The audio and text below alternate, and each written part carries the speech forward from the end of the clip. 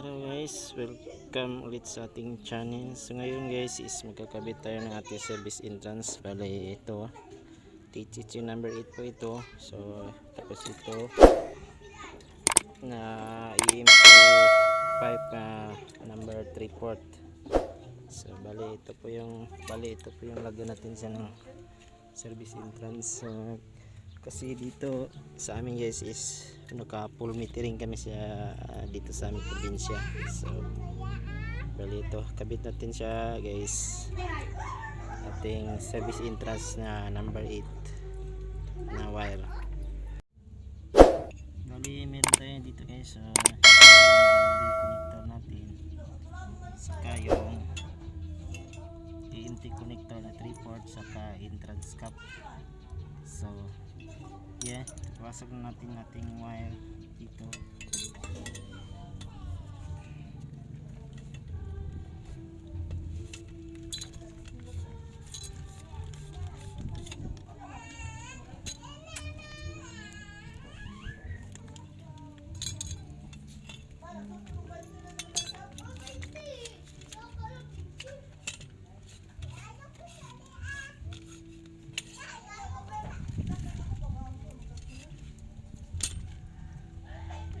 Tapos bubuksan natin yung entrance cap para i-kabit natin. So lagyan natin siya ng connector guys. So bali dito,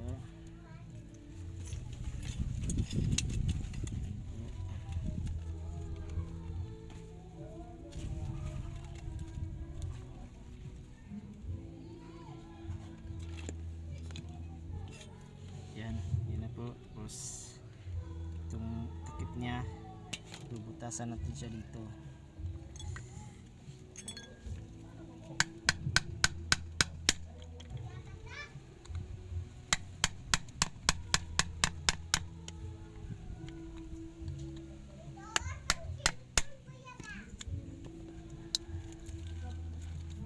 Bali ito na po siya, pasok natin siyang wire dito.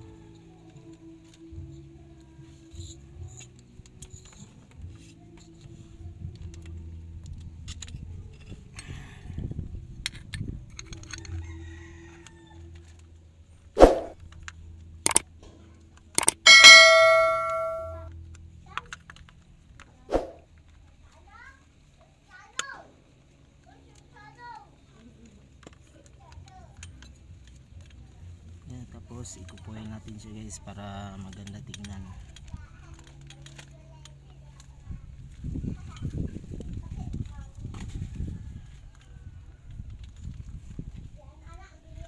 So, tapos siya guys.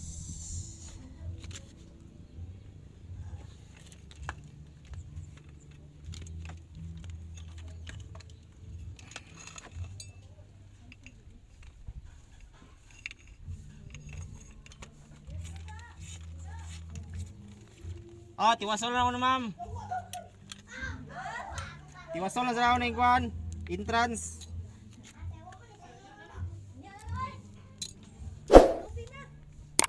Ha? Alas 12 na dahil. Yan na edo kan. Sige.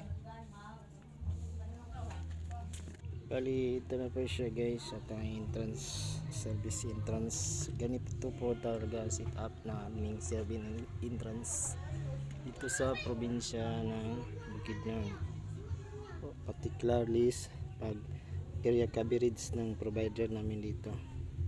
So ito po, so ikabit natin siya guys. Bali guys, yan na po yung service entrance. So ayan, yun po. Kaya ganyan ang sit up na ating service entrance guys is kasi full metering tayo. Ibig sabihin ang meter natin, electric meter natin is andon sa poste ng service provider. Yan po. So EMT, required din po na EMT ang gamitin kasi para yan po, required ng provider na service ng service entrance ay EMT ang gamit. So bali dyan na po ikabit ng linya ng papunta sa poste ng service provider.